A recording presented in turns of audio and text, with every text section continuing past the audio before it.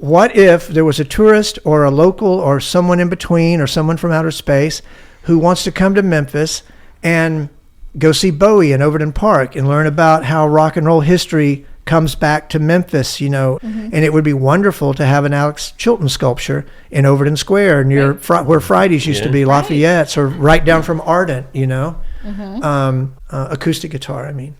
A loner guitar hero, that's what I consider Chilton to be. He's just some white, scruffy kid with long hair and a white T-shirt with no brand on it whatsoever and slightly flared jeans with the guitar on his back. And that's actually echoes back to Elvis. And then speaks forward ahead to Bowie. Hey, this is Dennis Black, and welcome to the Black and Wyatt Records podcast.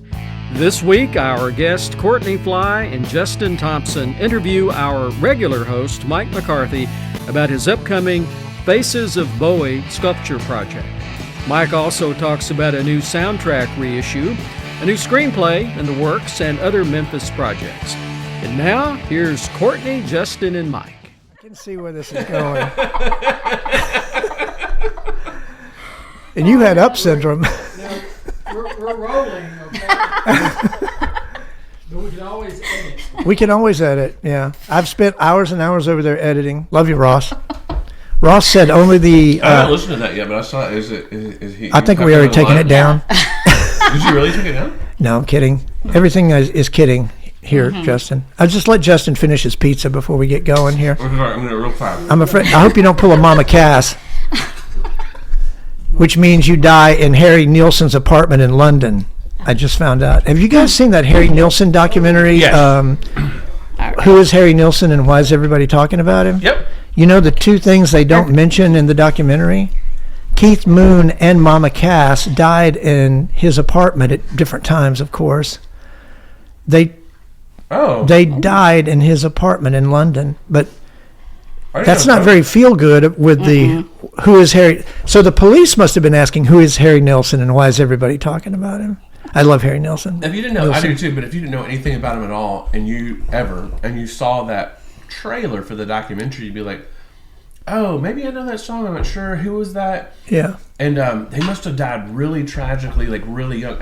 Every death is tragic, but like I'm doing it. 1 second. Every death is tragic. Can I quote you on that? Okay, you're actually referring to questions from 2024, Justin. But they're this about is a you. whole new day. I know it's true. You've shaved and I shaved. Isn't it funny and weird? Mike, I was talking to Courtney. On my phone I was talking to Courtney actually. Courtney Flies here, folks. Courtney, Hello. Bring that mic up to your face and tell us who you are and what you do. Hello, I'm Courtney Fly. It's great to be here on the show this evening. Thank you for having me. How would I describe myself? How would you describe me? You've known me for about 10, 11 years. Oh, wrong one. Wrong Courtney. Oh, right.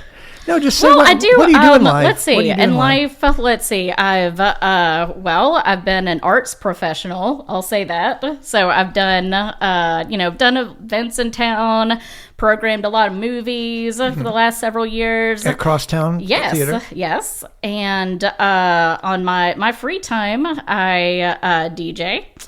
I also You are Kitschy. I'm DJ Kitschy Cat. Kitschy Cat. And I actually, for those who don't remember, I DJ'd at the Glam Rock picnic that we had for the special Bowie event. I do remember. Felt like I need to say that since we are going to be talking about Bowie today. I do remember that. Thank you for doing that. Yes, absolutely. That was a lot of fun. That was a highlight of last year. Well, thank you. That's what I do is produce highlights. Yes. Also do stained glass art. Gotta include that as well. We'll cut that one out. But anyway. Sorry. We'll cut that glass out. Yes, and Justin shaved. Woo. You may have seen Justin about town playing saxophone for Impala. Not that you guys play that much anymore. No, not much. But we're still around. Not since the accident. We have a new record that just came out that you really can't buy, only because I think they pressed 300 copies of it. But that many. If you want it, it's out there. Seems like 300 is the going rate for our Midtown tastes. Europe. It's enough. It's the discount. Yeah. Well, actually, I guess if you made more, it'd be cheaper. Well, what's the name of the record? It's called, I don't know. It's a Spanish label that put it out. Oh. and it's like a intermedial. I don't know. Anyway, it's got a weird little drawing of a lady on the cover, and on the back she's like whipping somebody's bottom, and his tongue is sticking out. For real, I don't understand. I don't know how that got past the pages of your past management, but from the pages of your home life. Yeah. Anyway, okay. What else are you up to?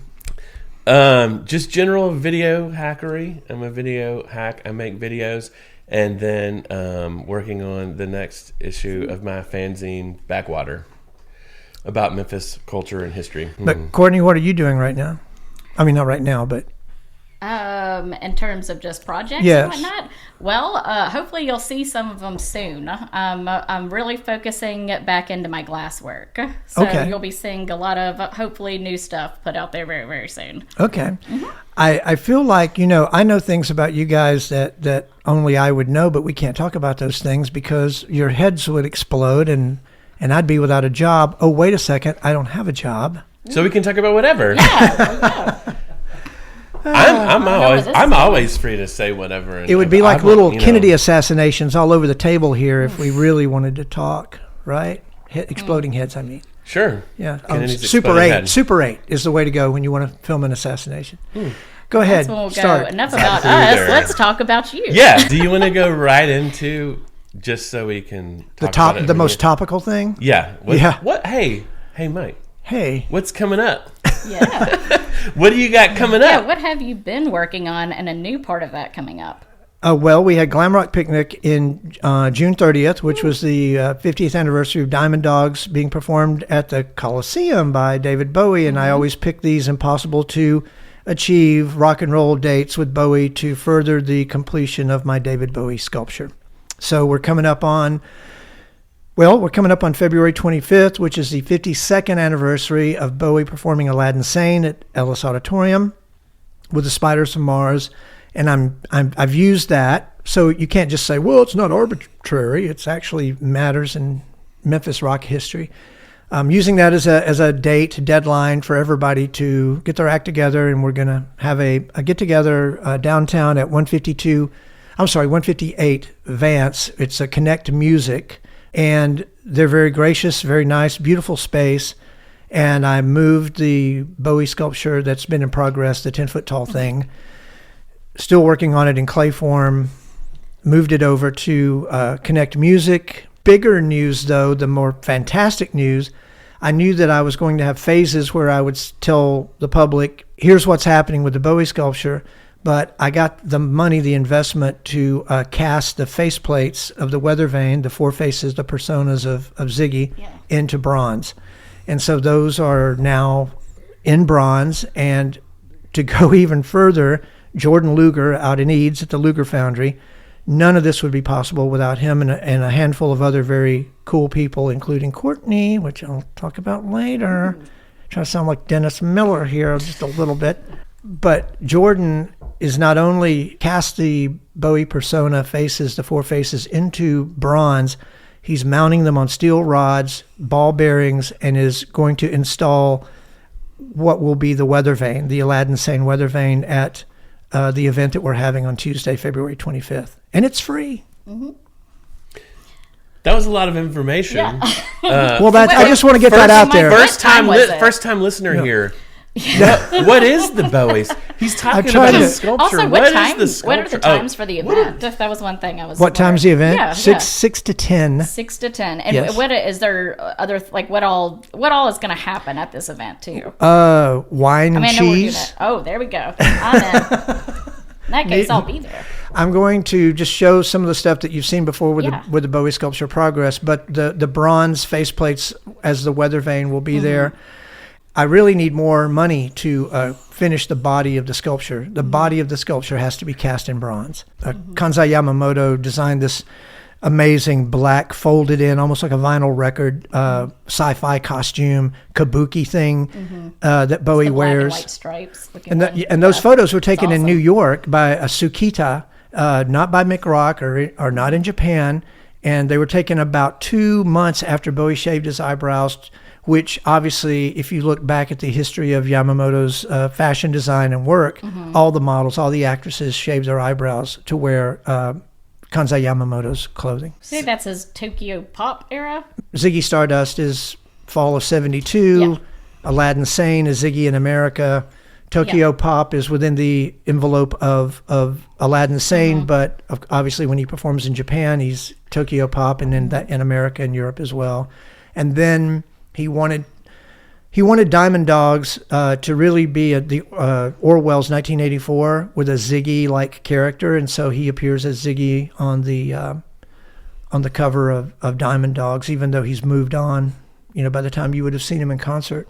Also, for those who are super attentive, there's a fifth visual persona buried in the one of the four masks of the Aladdin Sane weather vane. So I'm not going to say what that is, but He said, rewinding just for a second on needing people to come out and support. yeah. Do you know generally, if you had all the money in the world, like what approximately is the cost of casting something like that? Like so people can understand that it's not. Well, it's not $50. that. And it's also, like, how can they donate? Well, through Venmo, but at the event there'll be a QR code, and Okay, you walk in the door 6 to 10 p.m. at 158 Vance at Connect Music. The event goes on from 6 to 10, and we'll have all the stuff on display and some cheese and some wine. Yes. Oh, there's a Blu-ray edition, and I'll get your question, Justin. There's a Blu-ray edition that just came out of D.A. Pennybaker's the final concert footage, so-called, of Ziggy Stardust and the Spiders from Mars. And so I have that on Blu-ray, and it includes lots of extra stuff that you wouldn't have seen on a DVD or a VHS release from years before, including Jeff Beck's performance, et cetera, et cetera. Reelin' and Rockin', I think they performed that, which should have been a song that should have been on Ziggy Stardust. I'm going to project that on the wall, but I shouldn't be promising more than I can probably deliver. But to your question... Well, real quick, Courtney and I can help you screen that properly for about $1,000, Yeah. maybe. Yeah, but just to make sure that you... Why do you think I asked you over here? Because you want to follow the rules, right? You don't want to... Right. Yes. The rules of the outlier. You have to pay Criterion or whoever has the... $120,000 to $150,000 would buy the bronze to... Right. Because the sculpture itself the body is enormous, and you'll see what I'm talking about. I mean, some listeners may have gone to Glam Rock Picnic in June. It's the front facade of the sculpture is now fully fleshed out in clay with the line work on it and everything. Because back then people got to put clay on the sculpture themselves. Now if somebody touches it, I'll kill them. It's No, I'm really kidding. incredible. If you didn't make it to Glam Rock Picnic, you should absolutely come out to this and see it in person. You any closer to getting a spot for it to land? Do you have an idea what the timeline could look like? What your goal Within is? How 2 about years. that? Okay. Yeah. Within 2 years. February 25th is the 52nd anniversary of Aladdin Sane being performed in Memphis, of only which maybe 3 or 4 photographs exist. Frank Bruno actually brought me a yearbook from, was it an optometry college? That had someone there who photographed Aladdin Sane, Was Bowie it on the Southern College of Optometry? I think so. And they photographed Bowie as Ziggy on stage, and they ran the photo in the yearbook, and only Frank Bruno would know Of course. that and that's like the 4th photograph I've ever seen from that show, because they wouldn't normally let you in with a camera. All that said, the very next day, February 26th, Bowie and the Spiders, Woody Woodmansey, Trevor Bolder, Mick Ronson, the greatest guitar player of all time, next to Scotty Moore maybe. They show up at the art school at the invite of Dolph Smith. Hello, Dolph. Dolph is out there. He came to Glam Rock Picnic. Yep. 90-something years old, sat there in a chair. None of this would be happening without Dolph Smith, who invited Bowie to the art school to begin with.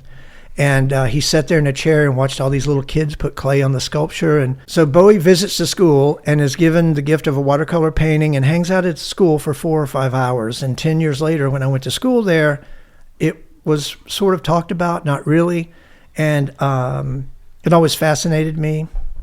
So that story and just You the whole took a idea. class with Dolph? Is that I did, okay. with Yes, so you had McIntyre. that. Okay, I was great. I had him for sculpture 6 months, a semester, whatever, before he retired. And I had Dolph, and I had Ellis Chappell and Bill Womack, and a lot of great people. Ron Picard. And this is a whole other tangent, but these are people who just had gone to the school in the heyday in the 60s, didn't have master's degrees. Education wasn't corporatized at that point. They just stayed at the school and became teachers. Mm-hmm. But by the time I got there in the Reagan years, you had to jump through every student loan hoop to have no guarantee of actually staying in the city of your choosing to do it. Anyway, that's a tangent. Mm-hmm. But these people were great because of that, because they succeeded in the system before the system was corporatized. It's kind of like they were fueled by the passion of just loving to. Well, not only that, but they were in the post-war American years of rock and roll and soul and gospel and blues music and all that in Memphis, in America, in the world, America's influence on the world. So that not only did you have kids going there that were interested in art, there was an American canon that was important because of what America had done, which was win 2 world wars. So rock and roll spirals out of this, and because of this, you have Elvis Presley, and you have everything that came before that. You have Jackie Brenston and the Delta Cats, and all, Sam Phillips, and all these things, and then you have Bowie sort of as the far-flung echo, the answer to that comes back to Memphis. And what does he do? He enjoys He enjoys Memphis. He enjoys himself in the culture of Memphis and Overton Park. So to answer your question, the sculpture should be in Overton Park. I mean, I would love it if it were on the campus of the former art school, which will be the Metal Museum. But that's a conversation that hasn't been had yet, because right now that's not on the table. That's totally secondary. What's important right now is that we finish the sculpture with funding and patronage and investors. I was touring the Brooks the other day, and they had a list of possible ideas in a conference room for what they can do with that building when they move downtown. Yeah. And one of them was Mike McCarthy's Sculpture Garden. I don't know if I should tell you that, but that was on the list of... Did it, and then right below that, did it say Justin Thompson, bullshit artist? Mm-hmm. It was like... Does anything come out of your mouth? William Eggleston, right. Photography museum, and then you were there. Right. It's like there was a chalk line, and then it said outliers. Yeah. Yeah. And then you were below me. I didn't make the list. Oh, okay. Again. Okay. What did you say earlier about the list that you thought you were on? Or you were on? The bottom 10 over 40? Yeah. I was on that list. Is that in contrast to the Memphis Flyer 30 under Memphis 20, Flyer does 20 it. under 30? It's just it's not an issue most people see. Everyone gets excited about young people. They don't really care that much about it. Wouldn't it be cool if the Memphis Flyer did a 20 under 30 of like plumbers, electricians, HVAC mechanics, airplane mechanics, things that are actually, doctors, maybe they did a few lawyers in the current list. I mean, we would know who actually makes that list, but what I do wonder is, we have friends, right, who work there. Not to take anything away from the people that were listed. I'm just saying a different list. But like the people who are our friends who work there, like really promote that. They're like, this is so exciting. And I'm like, hey, it's exciting, but you're our fucking age. What are you talking about? It's not that exciting. We get enough of the young people. Like, what are you talking? But anyway, I get enough young people every weekend when John. No, I'm kidding. I love all of John's friends. I know about your kids' parties. I've heard from your neighbors. They do not like it. Yeah, if the Flyer really wanted to do a story on 30 under 20, under 20. Oh my God! I don't. It's not that I'm over 30 your house under 20 is a story of my weekends at my house. But I'll be over your house for a coffee for the last couple of years, early in the morning, and we'll just say the neighbors, who are great people, very talented, and they're like, oh, what are you doing here? Like, oh, I'm going to see my kid. Like, his kids have these parties. His son has these parties. It's a lot. But you know what? My next door lady, middle-aged neighbor, is very lonely and single, and she enjoys all of it with a pair of binoculars. Oh, I bet. Yeah. Mm-hmm. All right. Well, next question. I was about to be like, speaking of, let me ask a question. 30 under 20. I hate young people, except for if I had some 20-something-year-old neighbors, I'd probably be spying on them. Or let's push this a little bit further. How about 40 under 10? And the Flyer highlights 40 kids that are 9 years old, 8 years old, that are really going places. Yeah, and then they revisit it. Just 25 years later. It could just be 20 years later. And you can see what fucking losers they are now. Don't have dreams. That's what I'd like to convey. Can we get back That's to what I told talking my about kids. Bowie? Like, Can we gotta talk about take David this Bowie? back, so- I've told my daughters since Like- the moment they were born, like, don't have a dream. Just get by. That's the best we can hope And they're for. like, Dad, you're our father. Why would we have... You're the example. I get it. You're God. Where's Dad? He's in the liquor closet. You know, again. this is called humor. For those who are For listening in. somebody. We're just kidding. Of course, it wouldn't be funny if it weren't true. Not a joke. It actually is kinetic. Jordan, as I said earlier, Right, like it- Jordan is not. Jordan has drank the Kool-Aid. I can talk about other Kool-Aid drinkers here. I mean, I would like to give props to everybody. Jordan's not only mounting these bronze faceplates, which weigh about 50, 60 pounds each, into steel rods onto a steel pole in a concrete base that's 300 pounds, but they will be motorized so that they turn slowly to mimic a real weather vane. And that will be part of the event. And Jordan and Luger Foundry is great. We're going to be on Checking on the Arts Friday after next With khaki. with Khaki Walton. It's 4:00, and we're going to do that. And I love her to death, and I can't wait to do that. She's the best. I don't feel like I've had a valid event unless I'm on Khaki Walton's Checking on the Arts. Speaking of the Kool-Aid drinkers, though, Courtney here is a Kool-Aid drinker. Well, Oh, come on now. a little alcohol mixed in. What does a Kool-Aid make a wine? I don't know. I don't know. I'd like to really quick point out that it was actually Flavor-Aid and not Kool-Aid.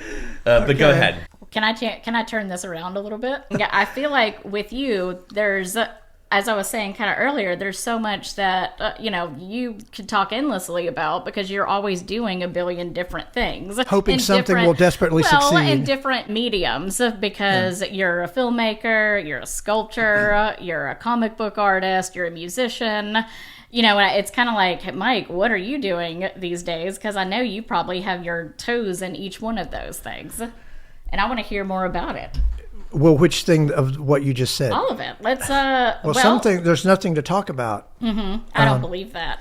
Well, I'm writing screenplays, but Exactly, here we go. there's no money to make the movies unless I live long enough for AI to do it. When you zig and you zag, and the doors are closed, then you go to different mediums, and then you realize, thanks to the 30 under 20, you can get into the HVAC because you can't even get in the window. The window's nailed shut too. Right. So, but in Memphis, as Ross Johnson quoted someone else saying, "Only in Memphis is the impossible possible." What's the actual quote? I don't know, but I The like impossible that. happens in Memphis. So. I like it. It encourages you don't have to make a lot of money. You can have a family, you can raise kids, you might even have a mortgage, and you can also pursue art, and you can have a job or a series of jobs, of course, until they find out you're doing stuff for yourself on the clock. And Now, wait a minute. Earlier, before we recorded this podcast, you were complaining about nobody ever gives Mike a chance. can I just say And so this? now we're hearing They- the truth, which is maybe you got some Well, now that- chances, you're and then instead of doing what you're supposed to do, you're doing which understandable. But I'm just saying, Okay, you make it sound like a pity party. no. I'm just roast now. I'm just Leslie trying to get, Gore. Who let Leslie Gore in here? I'm just trying to get in the mindset of Leslie Gore girls. the boss who was like, Mike's great, but No, what I was saying earlier was, and this goes to, I'm not going to mention other people, but we know who they are if we're the 8 people that are listening to this. Someone in Japan's going, aha, I know. Someone who was touring with us last August. But the point being, there's a certain breed in Memphis, and I'm sure in Cleveland and other places as well, Mississippi, not Ohio, but where you're a hipster or you're one of the cool kids, but you can also stick your other toe in the corporate world. Oh, sure. And you can do that for a while until it's gangrene sets in, or it's just amputated. The doctor's laughing over here. Doctor's joke. I'm just saying, I've never been a person that was convincing enough to take on a job, fool somebody, except for one time. I worked at the Pyramid. I was hired to do the Jumbotron live feed, and then I hired a bunch of misfits to run the cameras, which eventually Well, I got fired on my own merits. But I had that job just long enough for my wife at the time, Kim. Kim and I bought a house, which I still hold on to this day, 26 years ago. And we had Hannah. And I knew we had a small window of time before they finally realized that I had no talent to be there whatsoever and that my mind was elsewhere. And there were only so many events at the Pyramid anyway. So what were you going to do with your free time? I'll tell you what, and hire Wheat, and then you edit Super Starlet AD, and Elvis Meets the Beatles in the basement while no one's looking. Sure. So, and then I was fired. I Next think you question. did have the talent to do it. No, I actually, the people who survive the longest are the ones who probably don't have the talent. That's all they have the talent for. Well, that's you saying that. Because I don't, and that's why I have maintained a career as a video hack for 20 years. Because I'm barely talented. You don't but have to say all that. I gotta work. No, it's true. No, but you also have credentials to back it up that you have been involved in the Memphis scene and the art, that people are going to be listening to you after you're dead, which the way you're going won't be for very long. Would you agree? I mean, there's no need for him to. Now, you guys work together. Uh-huh. You Yes, guys we did. You guys worked Yes, we together did. at Crosstown. Very closely Yes, for a long time. It was absolutely. awesome. Yep. Maybe one day we will again. I would love to. We're gonna when we win the lottery, we'll start a rep theater and do whatever we want. We're But gonna that's take not happening over the today. Paris. Well, Courtney, I've dragged John to movies because Yeah. he wants to make films, and I've Yeah. dragged him to see things that you've put on and that you used to do and all that, and I'm grateful for that. And it was $5, still is, Yeah. I guess. Yes. Grateful for that, but I can't. you. I don't know that I can be. I mean, I do that with Time Warp, but it's mostly Matt Martin that does it all. I can't be that person all the time. Like I worked at Amazon for a while, and they told me you can't write your screenplay while you're on the clock, and I'm like, that's what they said at MRP. I mean, what are you guys, just like copycatting? That's why I Everybody? didn't get my package. Right. You didn't get your package because I was working on Don't Eat the Popcorn. Yeah. Yeah. Well, I am working on screenplays. Yeah. I want to get Aladdin Sane Weather Vane done so I can go back to sort of a singular lifestyle where I am probably forced to get a job because things are getting desperate, Courtney.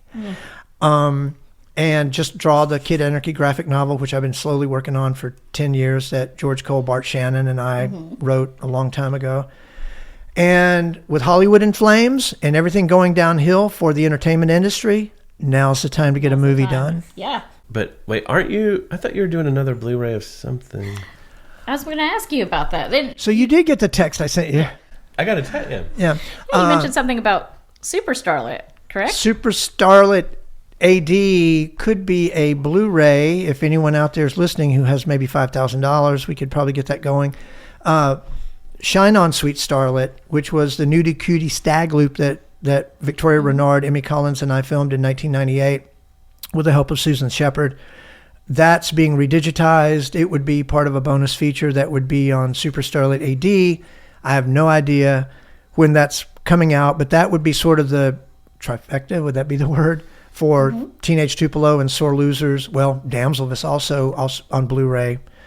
To put that in a nutshell, I have had a great relationship with a distributor / video company called Saturn's Core, who are sort of a surrogate of Vinegar Syndrome. Okay. Oh, yeah. And so they put out Damselvis, Daughter of Helvis in time that Lisa and I were able to go to Indianapolis last year and celebrate a 30th anniversary of Gorilla Monster Films, my company. So we went up there thanks to Noelle Huffman, and Mike Hunchback is her boyfriend, but Noelle puts on Dead Formats in Indianapolis. And it's a great little VHS convention. And I'm connected to anything with the word dead in it. So we go up there and we had a great time. It was fun. We've talked about this, and this is a serious question, preface. When they screen the films, Right. are they like hooking a VHS up to a projector, or are they digital? Like, do they actually use the dead formats to show the media? In the case of Damselvis, Daughter of Helvis, they showed the Blu-ray, which Saturn's Core had put out. Just put out.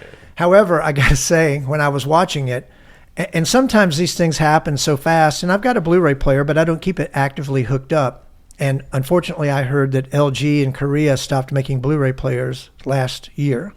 Surely someone will pick up the mantle like analog, stereo, vinyl, Black and Wyatt, Yeah, maybe. I think they put out a lot of Blu-rays. I think you're... Well, there are maybe there are right now, but from what I heard 3 months ago, nobody's making Blu-ray players, which is unfortunate because you will never be able to stream exploitation films, all the things in the world that perverted minds like you guys would almost want to book. Well, we do live in a golden age, and I will say last night I watched Vixen with my wife, the Russ Meyer movie, which she didn't like. She said it was a porno, which it is not a porno. No, it's an exploitation. Yeah, it was great. Yeah. This is a porno. Why are you trying? It wasn't. You should have said, I'll take you upstairs and show you a porno.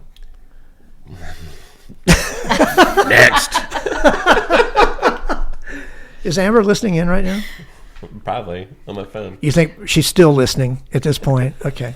Mike, Teenage Tupelo was a something weird release, wasn't it? What was the Yes. story It behind actually that? wasn't released. It escaped. Oh, yeah. That's yeah, an of old course. movie joke. Of course. And you had worked with David Friedman, right? Like it Yeah. was, and probably more than once, wasn't it? He also in Sore Losers. Yep, he You plays did God something? in the Sore Losers. Yeah, yeah. Yeah, and Corinne plays Satan for the most part. Corinne Elkins. No, Dave was great. If you look under the Fantagraphics website or Amazon, you'll see my Teenage Tupelo coffee table book, and I talk at length about the great relationship that I had with Mike Vraney, who ran Something Weird Video. Then he married Lisa Petrucci, and they've always been sweethearts to me. And maybe they recognized in me I was maybe the last person to do an exploitation film in the '90s on specifically on film. Which I did with Teenage Tupelo. And through their friendship, I met David F. Friedman, who is the godfather of sexploitation films. He most notably, probably everybody in quotes, would know Blood Feast, 2000 Maniacs, that he co-produced with Herschel Gordon Lewis, but on his own he made Trader Horny and There She Blows. And Ross Johnson told me that he went to see There She Blows at the Pussycat Theater on Lamar, which is where Burger King is now, next to Airways. Same people working there, oddly enough. But anyway, They must be old. Really? this joke's getting old. So what was your question? Oh, you answered it. Okay. No, Friedman was great. Me and a van load of people from Dragonwyck, Kim Walker had loaned us this van from Dragonwyck that we drove to Anniston, Alabama, where Friedman lived, because he was a Southerner. And Dragonwyck was a video the old company, the old video company that allowed me to on green Cooper, screen right? on Cooper near Union. And so, we can't give you any money, but you can borrow the van, you can use the green screen room and all that. And so we drove to Anniston to film Friedman because, Mike, I'm too old to get to Memphis, although I would run into him. Which he was. Well, at that point, not really. I mean, I'm probably his age right now that he was then. But me and Kim and Charles Berlin and Sean Cripps, I think at one point, and Jack Oblivion, we would go out to the airport. I know, a weird assemblage of people. White Station? Yes, Charles Berlin. Art teacher? Yes, Okay. yes. We would go to the Memphis airport, and out of, these mystery doors at the airport, you don't really know where they go? Those are private bars. So Friedman had flown so much, he had his little ticket to his private room in the bar. So we went into this little room, all of us, and that's where I took the photos that are in the Teenage Tupelo book. But I wanted Friedman to help me make Cadavra, the girl made from the pieces of dead movie stars, which was a comic book I did, which I did on the, what's the name of that series you had? Pikachu? Oh, Oh, Pachacacha. Pachacacha. Yeah. There's something that people... 2014. Yeah, Yes, I remember that. and I'm putting that on the Cigarette Girl Blu-ray. Remind me to talk about that. Okay. That was a great... Mike, did Pachacacha? I must have missed it. No. It was like right when I started. It was the first event I feel like I ever did there. Oh, okay. Yeah. It was a horror themed one, and I had Mike as one of the presenters. Anything... That night that... Yeah. Oh, yeah. We don't talk about that. I had to leave. Let's move forward. Yeah.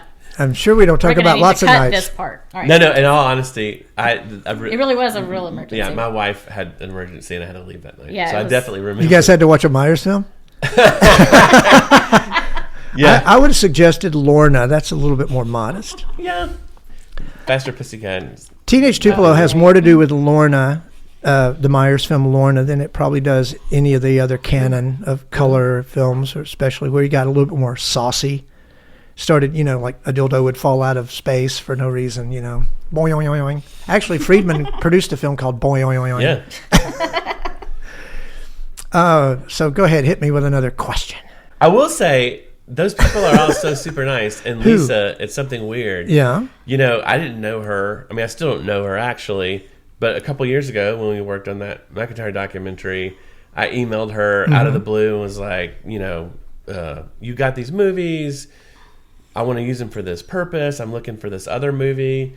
And she actually emailed me back almost immediately and was like, oh, you're in Memphis. I didn't actually say that I was doing anything with you. I didn't tell her exactly what I was doing or with who. And she brought your name up and immediately was like super helpful and sent me scans of Trucker's Girl. Yeah. Of the promotional materials. I mean, they weren't posters, I guess. What do you call them? Like One sheet? ad mats?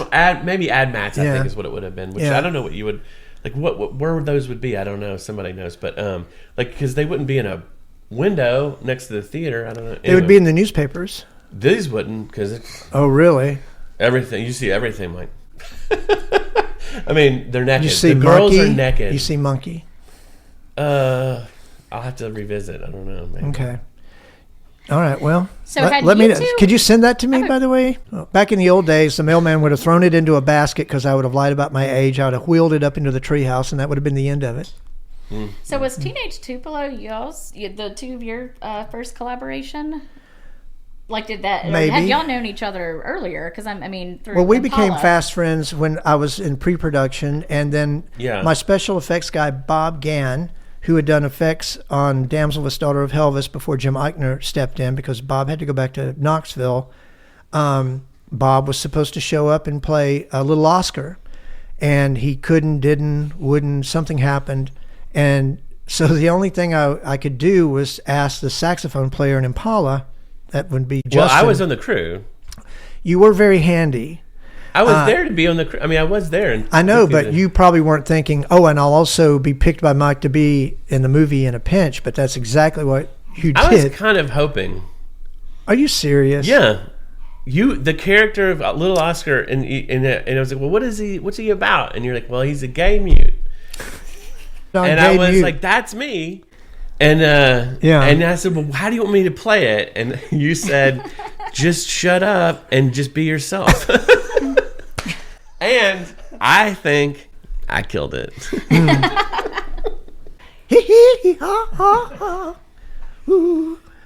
with the Beatles ending there on the hee-haw thing. Go ahead. All right, as we had just said, and we were talking about old Adjusting. theaters earlier, Paris Theater. Paris Adult Theater? Yes, yes. I love the story of your discovery of the film, the long lost film Bat Pussy, and I really wanted you to talk about it and how all of that came about. In 96, when we were making The Sore Losers, this goes back hanging out with Jack Oblivion again and Emmy Collins and Nick from Death Ray and Mike Hunkley, Wheat Buckley. I had been in a band called the Rock Roaches in the 80s, 90s. I feel like I still am. But the bass player, Bill, he was a manager at the Paris Adult Theater, and he called me and said, hey, they're throwing out all these 16 millimeter porno films. They're just getting rid of them. Do you want them? And of course, that's like saying, hey, there's free wine and cheese at the Bowie event. It's like, Let's get it. let's do it. Come on, doesn't care what it is. It's like Kenny G exhibit. We don't care. We're drinking wine and cheese. So we all go over there in my truck or somebody's truck, and behind the proscenium, which was beautiful. It still is. They saved all that. The guy that came in and bought all the Paris stuff, it's still there. Back in the day was a neighborhood movie theater called the Lucy Ann, based on his two daughters' names, Lucy and Ann, being put together, and then it's still in the concrete marquee at the top. So anyway, we go back there, and there's roughly 200. I always think of the number 240, somewhere between 225, 240 boxes of 16 millimeter late 60s, early 70s hippie porn with titles like Peak Freak. We were going through them, Snow Bunnies, and then I happened upon Bat Pussy. And I'm like, that's got to be interesting. But I like comics. So I immediately called Mike Vraney at Something Weird, and he's like, oh my God. He's like, don't compromise the integrity of the collection. Which is one of my go-tos, my bylaws, you know. And so he paid me $1,000 to get all the films out, and then it cost, God knows, $500 or more to flat pallet them. I packed them at the mail center across from Old Zinnies where I used to work, shipped them to Seattle, and then he had a imprint label at Something Weird called Royal Dragon Cinema, and Peak Freak and Bat Pussy came out on VHS at the time, but there were no opening card credits or closing things on Bat Pussy to have any information about it. And then AGFA, they have bought all the film library from Lisa Petrucci, as I understand it. So what do you do when you're a major company and you've just tapped into Something Weird Video? What's the first thing you put out? Bat Pussy, of course. So on Blu-ray. On Blu-ray, which is an astounding amount of detail. So they asked me to write liner notes or chapters in a little booklet that goes inside, and I did that. And at the time, we did not know the origin of where the film was shot. Now we know it was shot in Dallas. Okay. I was honing in on the theory that it was shot in New York because the lead character, Screw. The magazine. he holds up Screw magazine, Yeah. Goldstein's magazine, and I thought, how could a brand new issue of Screw find its way to Dallas, Texas in 1970? But I guess, God has his ways. And so it turned out that, yes, it was shot in Dallas, and that's what we know now. So, yeah. So your essay that you wrote for that, though, was something like How Porno Saved. And I thought, Historic Pornovation. yeah, which I thought was great because if you think about it, and devil bless that guy who bought that property and bought up all this other historic property, and he's keeping it safe, which is awesome. Yeah. But nothing's happening in that building right now. So nothing's happening. I hope something happens. It's preserved, though, and I know COVID probably got in the guy's way. I'll just say that does it have any possible potential to ever be a actual movie theater again? I just don't know. read that just as weeks ago, that he said his plans currently are to that it's going to be like a community center. I'm not Justin preface, not making this up, not a funny story, that he is going to turn it into some kind of events community center. I'm not sentimental or nostalgic in the way that these things have to be saved, but they're going to tear down the commercial appeal building to build a hospital, but the commercial appeal's already paid for. I'm sure there's logistical, architectural concerns, whatever. But one more modern building bites the dust in Memphis. Hey, let's hear it for you. And Baptist, of course, modern hospital down Union is already gone. That being a porno theater saved it through the troubled years of the 70s, 80s, or more like the 80s, Yeah, because after 90s. it was a theater, it was a club at some point. It was a wasn't bowling it? alley. Yeah, You can the still see the alley. That's bowling right. pins. Yeah. I mean, I haven't been there personally, but I heard you can. Wait a minute. Impala photos were made there by Dan Ball in 90. Yeah, we had a lot of photos. Yeah. Well, but when people recorded at American Sound, they would come over to when it was a club, and then it was a bowling alley, but before that, it was a neighborhood movie theater. Yeah. Just like when you're I thought they just went to TJ's. They also went there. I don't know. TJ's was, the place, and I think that Herbie O'Mell ran. Near Home Depot now. Right? Yeah. Mm-hmm. Yeah, I don't know. I got here a little late for that. I don't care what they turn it into as long as they save it for Memphis history, tourism, future tourism. And again, we are caught being real estate developers, especially who are instigating a lot of this, and maybe city officials. You're caught being only in the moment. You're not thinking about 20 years from now, 50 years from now, 100 years from now. You're thinking about right now. And that's not good. If we're a parking lot, or just they wanted to tear down the Mid-South Coliseum to build a soccer venue last year, remember, or 2 years ago?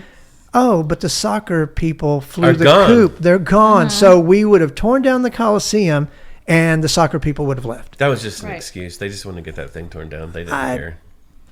Yeah, maybe. I mean, I'm not connected with the Coliseum Coalition I was anymore. going to but- ask if there's any more plans for anything. Like, Well, I'm not what do you know? involved in it Okay, officially yeah. because it probably would have doomed it if I'd been involved. There's a certain point where other people, you have to pass the torch, Mm-hmm. which is what Memphis should learn in general, is that other people need the torch Mm-hmm. passed to them. Right. Like like the Memphis Flyer 2030 under 40 or whatever it is.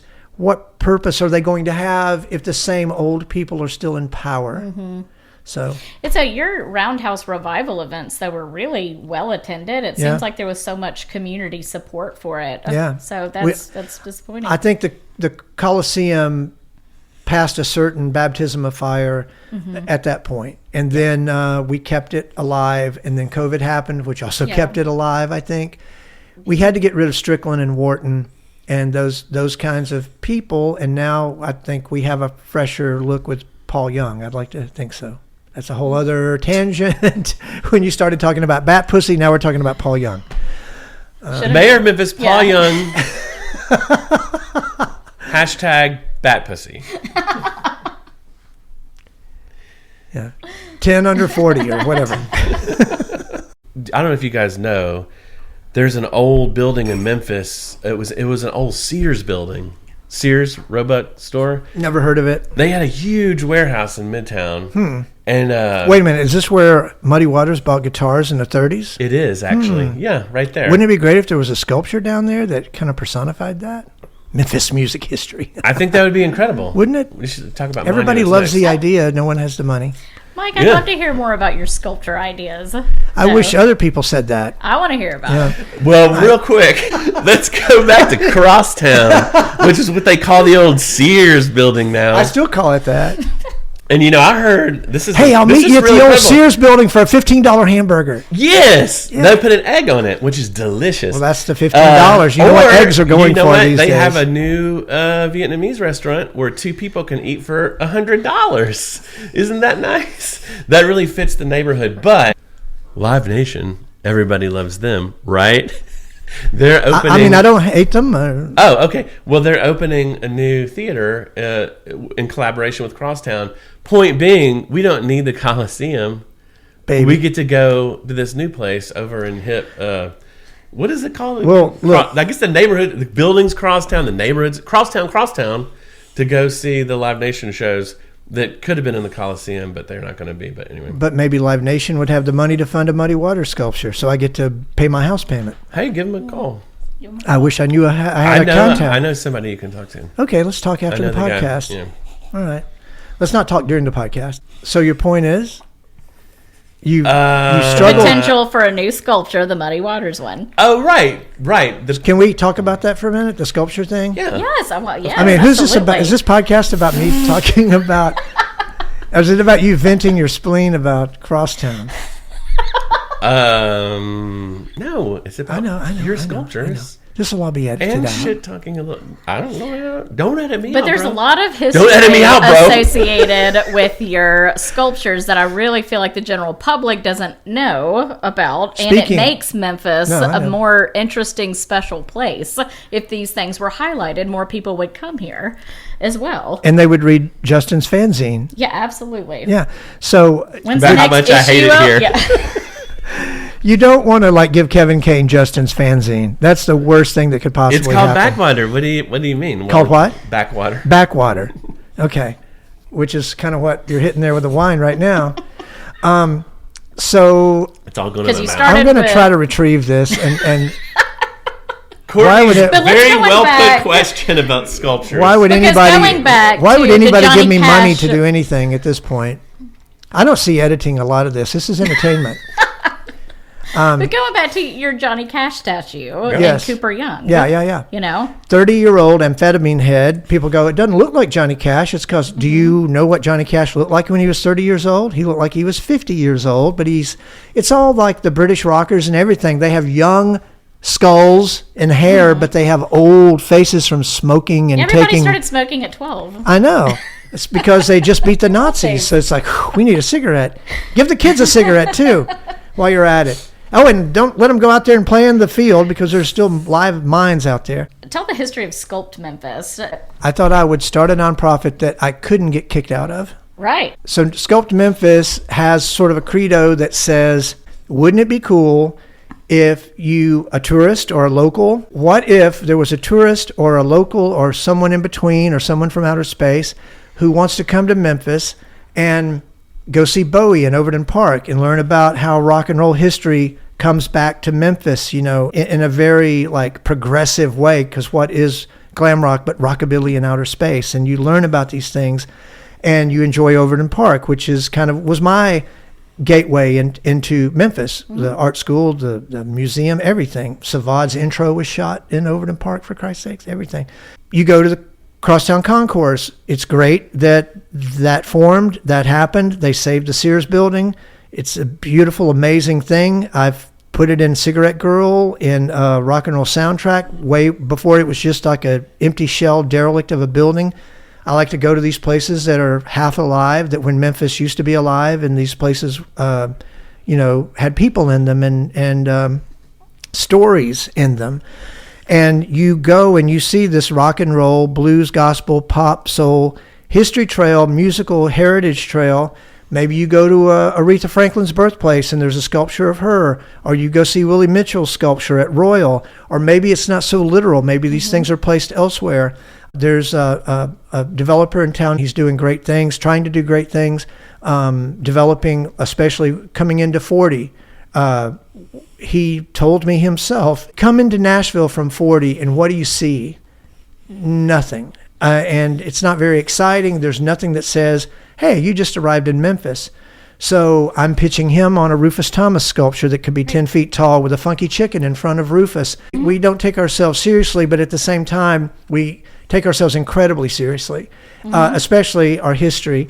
Yeah. And we don't forget it. And my nonprofit is not some intangible thing where you throw money at something and you don't really know what the results were, but you feel good about it at the end of the day, or you get a tax break or whatever. You throw money at me and I physically produce a product that you see and that will be here for hundreds of years, unless we're talking about the antenna I was market. going to say, you can imagine how much like music and cultural history you could get if we did have all these different statues placed. And there could be guided tours, let's say Tad Pearson or something, take you to all these locations. But Memphis has no money. Right. Hey, let's go to the Muddy Waters sculpture at Crosstown. Turns out he bought guitars there when there were no discount or like department stores where probably even black people could go into to buy a guitar. He could go to the warehouse and pick up his guitar that he would take back to the Stovall plantation or whatever. Howlin' Wolf came in from Arkansas when he wasn't plowing the fields over there or being on the radio. He probably would get a guitar in Memphis. Where would he get it in Arkansas and West Memphis? I don't know, maybe pawn shops, whatever. Furry Lewis historically did all those great shows at Overton Park Shell. Why couldn't there be a Furry Lewis sculpture at Overton Park Shell? Again, Memphis Minnie, who was discovered on Beale Street for Columbia Records. Robert Johnson, with the famous photograph of him playing the guitar with his legs crossed in a pinstripe suit. That photo was made on Beale Street. There's so much more we could do. There's so much more we could tell the world that we're proud of. There's so much more education and history, to not even talk about what you could do with the modern day, with rap artists, with other history that is encroaching, that's coming on. But we haven't even taken care of the history of post-war history. Right. Where we were in the American century and we were actually Sam Phillips creating rock and roll and controlling the destiny of what young kids were going to play all over the globe. You had the Brazilian model, you had the Uruguayan model, you had the everybody was emulating what Memphis was doing in the form of Elvis and Carl Perkins and Johnny Cash. And then later the Beatles were following suit with whatever Carl Perkins was doing. Mm-hmm. George Harrison was asking Carl Perkins to show him how he played Honey Don't, So why can't we emulate that? Why can't Health Sciences Park be a place where Howlin' Wolf is, since it's 1 block away from Sun Studio where Sam recorded Howlin' Wolf? Why can't it be Sam Phillips Park or Howlin' Wolf Park? So that's what these people did. They didn't have grants. They didn't have special programs. They barely sometimes had educations. So therefore, they created something that was so powerful it influenced the world. and you're going to influence the world like all these people did in Memphis at the time, you have to formulate your own practice of theories and your own belief system. So this is mine. If someone thinks Bowie is counterintuitive, of course it is. It's absurdist. It's contrarian. It makes no sense at all unless you understand. In a way, it doesn't matter where Bowie is. It could be in Japan, but wouldn't it be better if it were here, where he actually inspired the moment that happened? Mm-hmm. I mean, there's Elvis statues in Japan. He never went to Japan. Sorry. Yeah. Sorry. No, that was great. that was great. Absolutely. Yeah. Okay, I'll cut that out.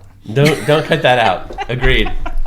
Do you remember when Graceland said that they were going to move the whole mansion to Japan at one point when they were in a battle with? Are you just here to throw a monkey wrench? A It's Molotov true, cocktail? It's a true story. Then Justin throws they said they Molotov. would move it brick by Molotov brick. mocktails. No. I don't want to. I mean, whoever runs. No, I don't Graceland, remember they're- that. I do remember. No, that's a true story. They were battling with Strickland. It was about them opening up the Graceland, their performance venue. Talking about performance venues, and there was some issue about that, and I don't know if they wanted a tax break or how it was going to work.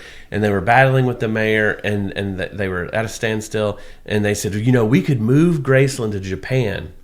We would just take it apart brick by brick and rebuild it over there. All I remember. That was a true threat, like that. Oh, okay. Yeah. I know. Doesn't surprise me.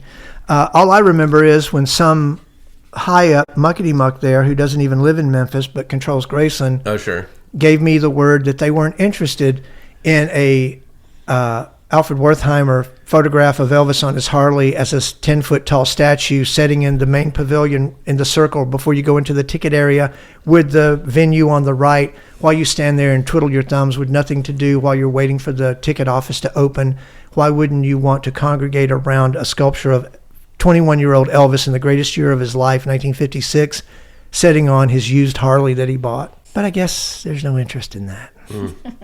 And I'm not helping myself here either by explaining it in this way. I'm just saying, wouldn't it be great if the people who were so-called inspired by these people that they represent, if they understood why it's important that That's All Right, Mama is a blues song done in a country style, and Blue Moon of Kentucky is a country song done in a blues, style. It's like, what, don't they understand the sci-fi possibilities of all that? That is Ziggy Stardust.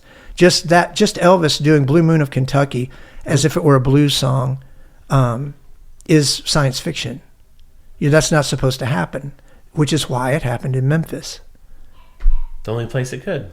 The impossible. So you said your approach to them was the 21-year-old Elvis at the height of his fame, or what? 1956 Elvis he conquers all media. And so what if instead of there, it was across the street right in front of the mansion, and it was 32-year-old Elvis, and he was just in a beehive, and that was the sculpture? Are you doing this for Amber? What if it was Elvis, 32, and he would get like all his boys, like Jeekers, Hold on. Jeekers, go get me some girls, and all those gross guys that surrounded him and like would light his cigarettes and do whatever he asked. They would go procure him teenage girls, and then he'd have them like wrestle in their underwear. Can I politely shift the topic? And then he'd run in there, and they'd be like, "Oh my God, we're gonna have sex with Elvis," but he couldn't actually have normal sex. So he would just run in there and he would jizz in their beehive, and it'd be over.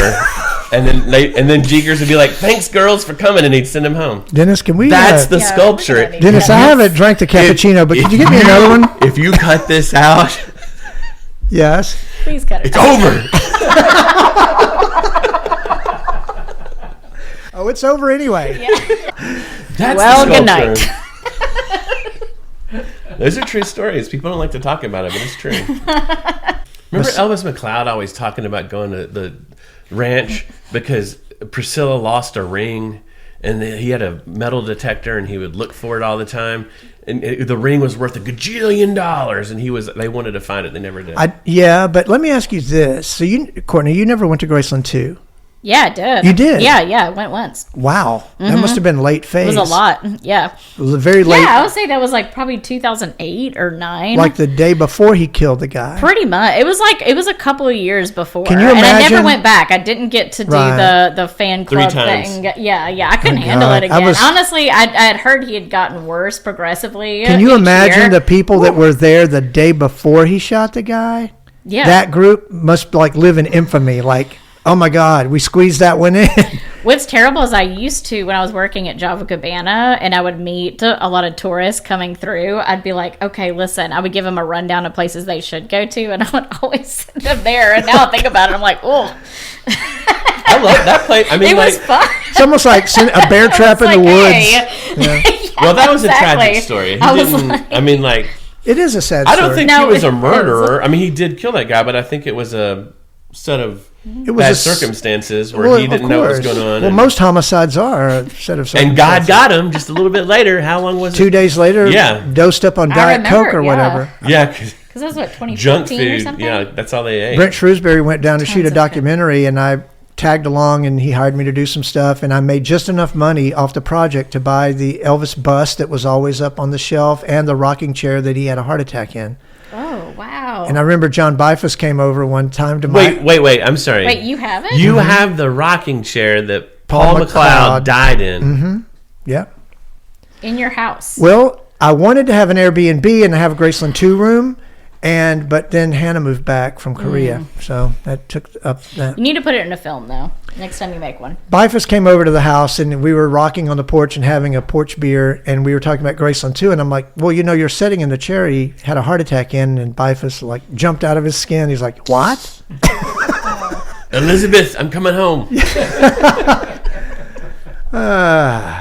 What was the question?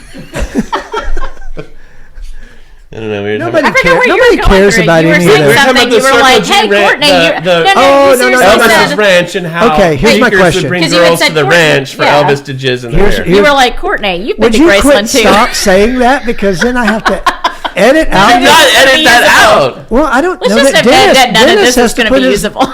Dennis puts his name on this. Okay. This is real Memphis. We've had much worse. Wow. Woof. I There you can't go. imagine. Okay. But let's talk about Paul McLeod real quick. Yeah.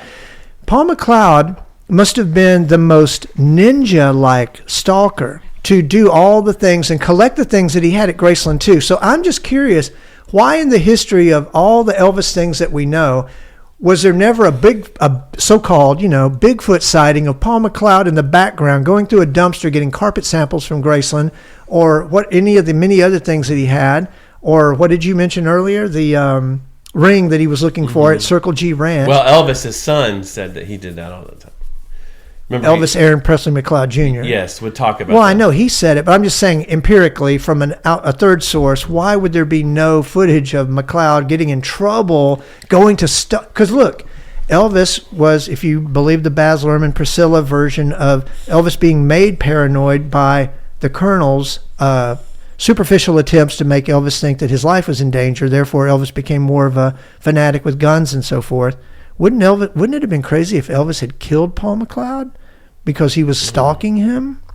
Because that to me is the more likely scenario of how Paul McLeod would have come to an end, not in a rocking chair after shooting the lawn guy. Well, so one story that I remember him telling, true story, from him, I don't think it's a true story, From Paul McLeod. was, and I'm sure he made up whatever stories he told on any different tour in the middle of the night. About his wife leaving him. And Well, that one was consistent, but he had a statue of, or a tiny little plastic wood sculpture of a cobra snake, and he would hold that up, and then he would talk about Bruce Lee and how fast he was, and then his claim was, everyone gathered on the street. I guess what was it then, Bellevue, or what was it wasn't Elvis Presley Boulevard. Was that after he died or before? Anyway, in front of Graceland, whatever the street it was named called. that before he died. Okay, so they were all there, and there was tons of people, and there's that sort of famous tragic story about a car coming through, and there's another weird story about the woman who was hit by the car who lived. Apparently, there was a guy on the scene who like didn't really help her, but he sort of pretended to help her after the fact, and then like came to the hospital and was like really worried about her and sort of like tried to sort of, I don't know if romantically or what, like he kind of wanted to be with her or something, and she was like, "This is weird. This is already hard enough. I was, mourning Elvis and got hit by a car and whatever." And then the guy goes on to end up being a murderer. I think he moved to Texas and was arrested for actually murdering a woman. That's a true story. How do you know that? I can't even remember now. I'm always reading stupid stuff like that. But Paul's story was he was there too, and that the car came towards him, and he moved as fast as Bruce Lee or the Snake. I remember him telling the story, and he's like, and he jumped out of the way of the car. Only because he was so good at Bruce Lee stuff, jumping out of the way, did he live. Anyway, so that sort of goes towards your story of what, Paul, Yeah, I don't remember that. Was he in the background? He almost got killed mourning Elvis by the drunk car. Where are the photos? Well, there's photos of the incident. So would McLeod have been in the background? So is he in the background of the photos? I've never examined him that hard. When the auction happened twice, I was there and I got all these photos of him with his gun collections and so forth, which again goes back to the Elvis. He was mimicking Elvis's obsessions, even though. How do you mimic someone else's obsessions? Don't you have to have your own obsessions to mimic an obsession? I don't quite get that either. Have you seen the Kings of Tupelo thing? Everybody's bugging me about watching that. I texted you about that just because you're one of the everybody's. Yeah, because I was like, "Have you seen it?" I don't know. It was. Does it always have to involve some kind of Elvis jumpsuit shtick? Is that all America cares about? Well, they were Elvis impersonators. The I just brothers. don't care. I don't care to watch it, and I don't have Netflix or television. No, but like you're influenced by Elvis, and but in an intellectual way. But no one would look at you and go like, "Is Mike an Elvis impersonator?" I mean, like, here's what I used to say to out of print fanzines. I put Elvis in my work like Warhol put black into his primary colors. Yeah. So there's lots of things going on and this goes back to the Teenage Tupelo book, which is follows the through lines of autobiography, my adoption saga, Elvis, and sexploitation. Because if you have a low budget, the problem I always it put me to sleep at film festivals around here and elsewhere. If you're doing a low budget movie, if you don't have special effects in it of some sort, which in my case would be Jeff Evans said, your cheapest special effect is nudity, then who wants to watch it? And I hope we're swinging back to more like carefree, mindless entertainment. Well, you save on costumes, I guess. What would be an example of a newly produced piece of film that is carefree, Courtney? There isn't any, and that's the problem. And that's, none? It's not a problem. I'm asking too. Yeah, I don't know. I can't think. I mean, because even newer films that seem interesting to me do seem to have some weight to them or some back. I mean, The Substance is like about this. Or The Substance is the worst wasted opportunity for nudity I've ever seen in my life. And The Substance had me for 20 minutes until it didn't have me for another hour. Oh, we talked a bit. What about Maxine or something like that? To shoot something in a certain style, like the 80s VHS style, and not have it be a completely intact movie all by itself, but owe something to some other film that maybe you didn't see. That's an homage. Sometimes it's the gateway to those other films. I couldn't understand the motivation of the characters, and I didn't visually see the motivations physically play out on screen of the characters. And I thought, my God, after learning, and learning how to be a better writer from Craig Brewer and trying to teach my son how to be a screenwriter, I think I've matured and I know what I need to do, and I go out of my way to do it. And that doesn't mean nudity or whatever, anything like that. And then I go see a so-called low-budget movie. It was made for maybe $10 million or something. And I don't see the script there. And it's like, how did this thing get greenlit? Because I just don't see it. I don't understand how people gave money to something when I'm over here. And granted, I don't have a PR firm. I don't have my hand waving, I I wrote a screenplay about Alex Chilton producing the Cramps in Memphis called like Flies on Harbert, because that's where the Cramps stayed with Chilton's parents while they were here in town, which to me is like Eight is Enough meets the Addams Family. And but where do I go? I just sent it to Long Gone John at Sympathy to read just for kicks, because maybe it could be a radio play.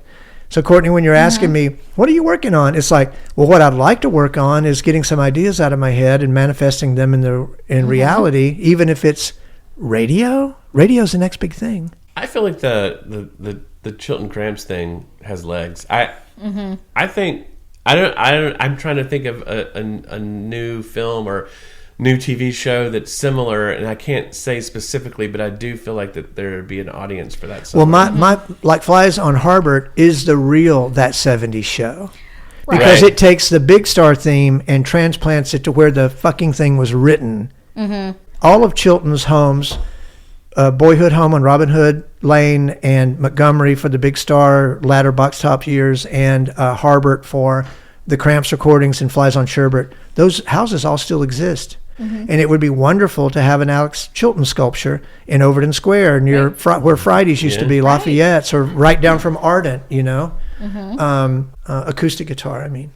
A loner guitar hero, that's what I consider Chilton to be. He's just some white, scruffy kid with long hair and a white T-shirt with no brand on it whatsoever and slightly flared jeans with the guitar on his back. And that's actually echoes back to Elvis. And then speaks forward ahead to Bowie. Dennis, where's my cappuccino? Oh, there it is. See, this is why I asked to make it ahead of time. Whew. All right.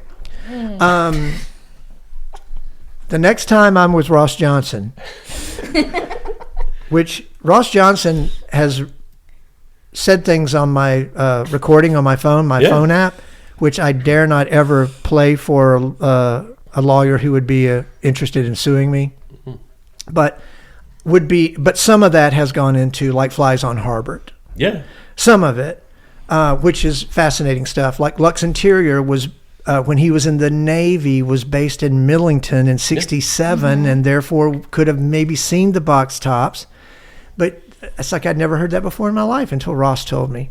Maybe it's in a Cramps book. Are there any? I have one Cramps book, but it seems to breeze over everything. What were we talking about? Your script. Yeah. They just had the big Bob Dylan movie, and I've seen it twice. I mean,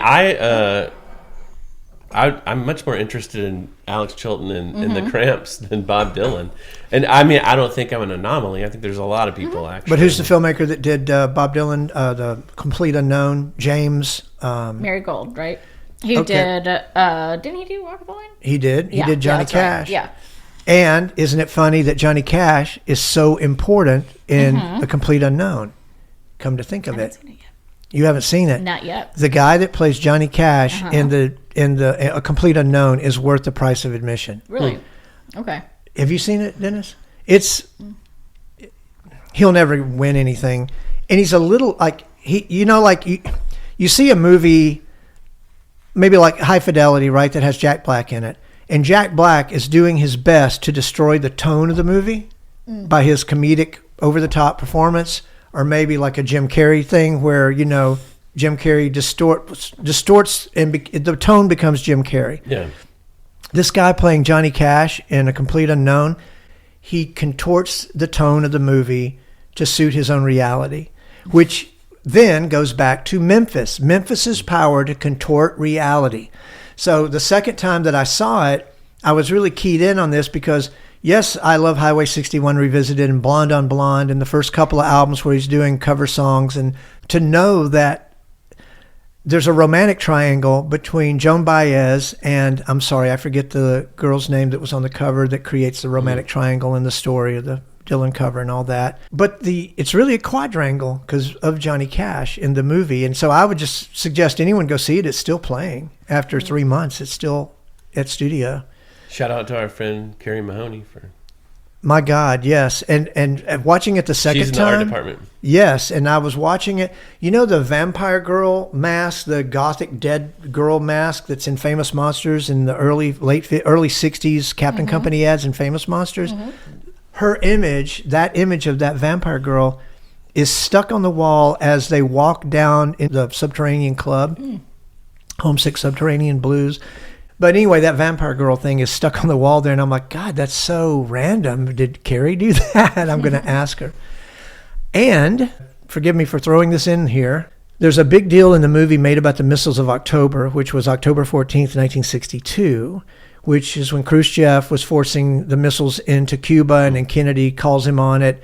That's the night I was conceived, if you do the math, because that's the night of my biological father's birthday, October 14th, 62, and he was in the military in the Panama Canal. But he was in Tupelo on leave. He must have been, because he knocked up my mother. When I'm watching this scene, which plays out like in a frantic montage of a sequence because everyone thinks the world's going to end, except Bob Dylan, who's playing it cool, writing those songs. Kerouac and Burroughs and all those guys got nothing on this cat.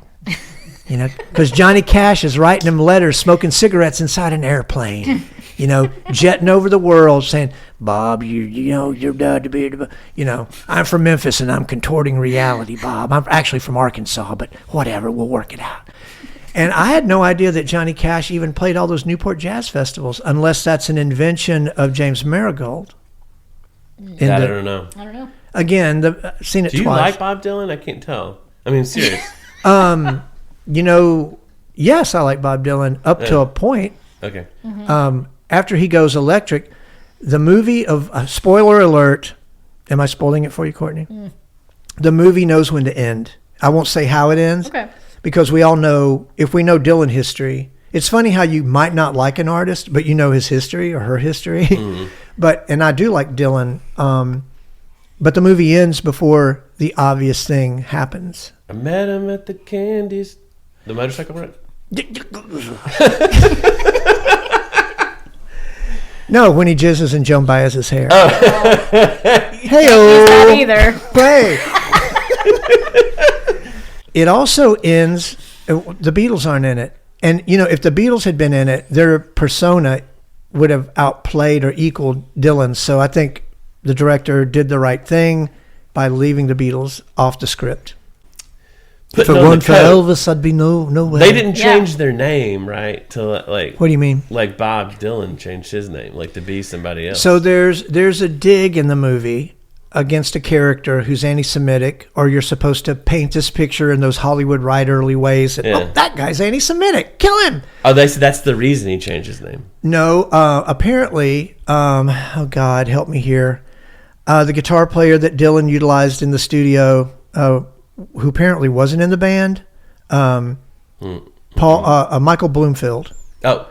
So Michael Bloomfield, Dylan's having a conversation over the phone, and he goes, not Feld, Field, meaning that Feld would mean he was Jewish. But turns out Michael Bloomfield was Jewish, and he completely changed his name. Okay. And there's a scene where the Newport Jazz Festival people, or I'm sorry, not jazz, Newport Folk Festival, are having a conversation about who they're going to let in and who they're not, and they don't appreciate this guy posing as somebody he's not, because he should be over there in the rock and roll category, and he changed his name, and he's this Jew from wherever he is. But what that really reflects on is that Zimmerman changed his name to Dylan for whatever reason. Right. I mean, I took it to mean that. Maybe to avoid any Semitic conclusions, but I doubt those would have been awaiting him in New York City. But I don't know. Then those are the kind of things that are fascinating to me, that maybe if I wanted to dig deeper in the history of Dylan, but all of his personas are made up, which then gets... That's what I'm saying. Like, I almost feel like he didn't go to art school, right? But I felt like... I don't know. I didn't think him changing his name, but it does make sense that he might have changed it because he was worried about people being bigots, which would be horrible. Maybe. But I really more thought it was like, I'm going to be this character now, so I'm this guy. Like, now we have whatever. I don't know. But you haven't Saint seen. Vincent, You haven't that's seen. not her name. You haven't seen the movie. No. Okay, I'm going to see it. because that's a point in the movie. It's on my list. It's a point in the movie that he pulls this shit off on people, except for Baez, who's more worldly, and she calls him out on it and says, "Bob, you're full of shit. Yeah, you didn't work in a carnival." Again, character growth, character arcs, evolution. And maybe that's why Bob falls for Joan Baez, because she doesn't fall for his bullshit. Yeah. although it doesn't cover I was confused about their marriage. I don't know specific things like that, like I know about Elvis or Bowie or particular obsessions.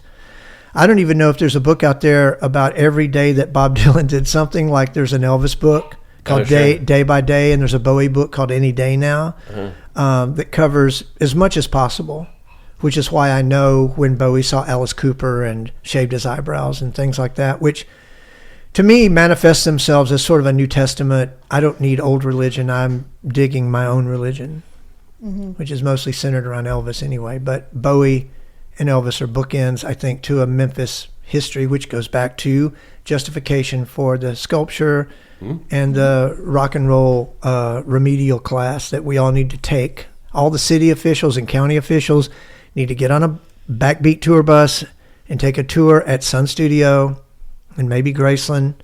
I'm sure they've been to Stax. I got to tell you, can I tell you the story real quick about a recent encounter that I've had with the young people? Absolutely. Just as I was aging out by doing decoupage of Ray Davies. But anyway, so I'm at the punk rock flea market at the High Tone upstairs, and we're going into, I feel like it's a Jerry Lewis marathon, right? Because I feel like, have the kids really been helped at this point, you know? And it's like in the 11th hour, 12th hour. And I've got all these decoupage frame pictures, as I will in the future if anyone's interested, $30 to $40 a pop. Proceeds go to MLG&W, or should I say FMLG&W. These kids, African-American kids walk by in the early 20s, late teens, whatever. They're walking by the table. And I was also having a conversation with Casey Dees about how nobody even knows what I'm selling here. Nobody knows who these people are. So this one black kid comes over to the table and he goes, "Hey, I heard what you said. You said nobody knows about these, pop stars."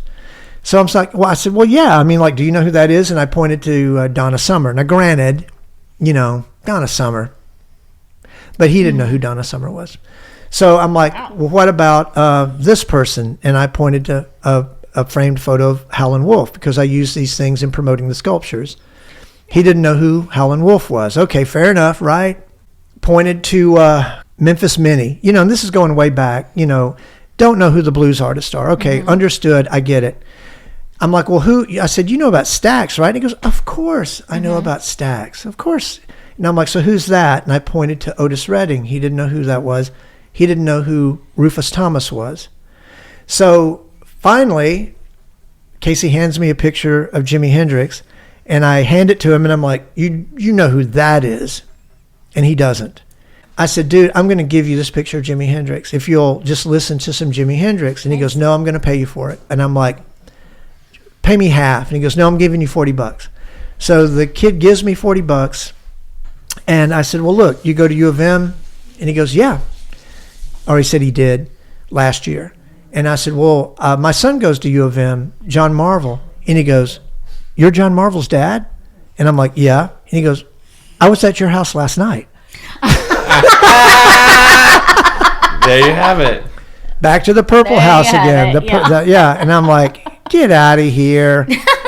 But give me the $40 first. Yeah. Because I got to replace the toilet seat, and some other things that have been broken. So he comes over now, and he keeps coming over, hanging out at the house. And every time I find a little Jimi Hendrix item, like at Flashback, I bought him a little button to give him, like, hey, John, give this to your friend. Like, just pestering him with Jimi Hendrix ephemera, memorabilia. But I'm, aging out, so what do I care? I'll be gone 15 years if I'm lucky. I would like to be gone, though, and leave some traces of something that can't be physically removed. Like a sculpture? Yeah. I walk by Johnny Cash. I live in Cooper Young. I walk by it every day. I wish it was in a place of meditation instead of a curb. Not a curb, but a sidewalk. I know, but a sidewalk is no place for meditation. It's a place for selfies, which is great, and millions of people have seen it. Driving by it, though, is not seeing it. Driving by it is having a quick, visceral reaction to it, and you physically have to pull your car over and stop, which could get your car hit, and if you're in the wrong place at the wrong time, right there, parking in that place. Well, it'd be great if you could still see live shows again at the Galway Church. Yeah. Like right when you were doing all the fundraising for the Johnny Cash statues, you were you were having all these really, really great shows there at night. And I remember how fun it was to come and hear a concert in an old church. Essentially, and knowing that was the history. His first public show, right? With the it was a bake sale for missionaries to go to Africa, wherever they were going, in December of 1954. And when I dragged John, my son John, to see A Complete Unknown, knowing that there would be the Johnny Cash stuff in it, I told him later, I said, okay, the Tennessee Three that were in the Bob Dylan movie, that's Luther Perkins, who I never met because he died in a house fire in 60, whatever it was, soon to be replaced by Carl Perkins, no relation. But when you're listening to the live Folsom Prison Blues, all that stuff, you're listening to Carl Perkins play with Johnny Cash. That's fucking mind-blowing. Yeah. There needs to be a Carl Perkins sculpture. Right.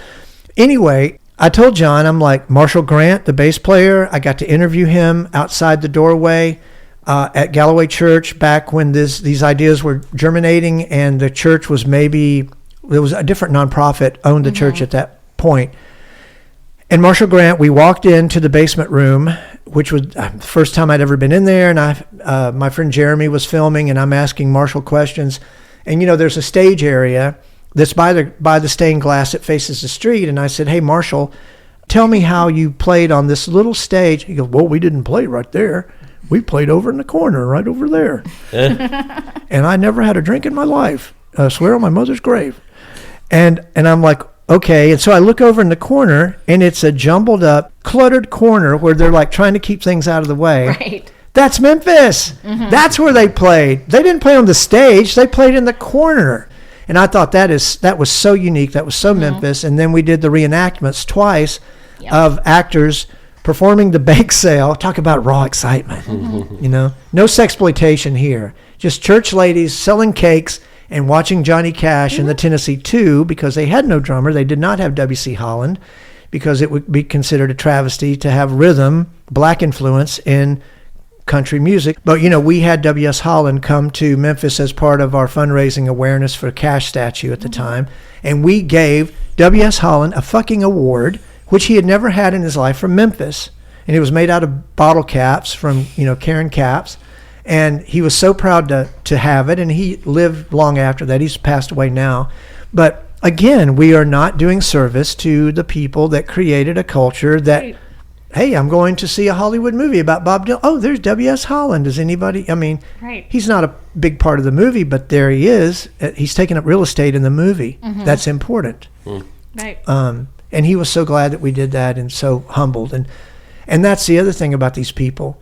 If they didn't quite think rock and roll was working out, they'd just become the Memphis Flyers' new 20 under 30. They'd become real estate agents, or go back to college, or health insurance, or they'd sell, whatever. They'd work in department stores. That's the humbling underbelly of what rock and roll really is failure, and not failure as a human being, just understanding that you have a couple of great moments and you may peak as a human being when those happen. Meanwhile, you got to pay the rent. You got to pay the rent, and you might want to experience the human experience and all the things that are involved in it, including a mother-in-law, things like that. What's interesting about Johnny Cash is a lot of people don't know that he wasn't super close, actually, with Elvis when they knew each other, right? They were whatever. I guess. But when he would come to town long after, Vivian was honking the horn. How could he be close to anybody? She's out in the parking lot going, Johnny! No, well, he would be here without accompaniment, and Elvis would famously loan him Red and Sunny, and then they would go procure teenage girls. So Johnny could just...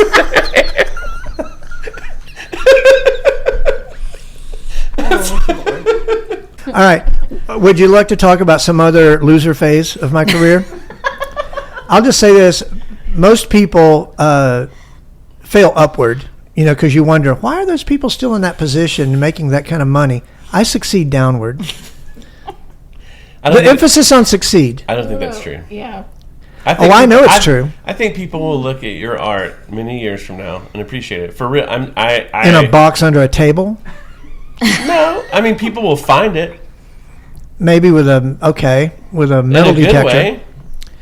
I hope so. I mean, when the Lord comes back, I'd like to think that the Bowie sculpture will still be there with that peat moss patina on it, looking ancient already.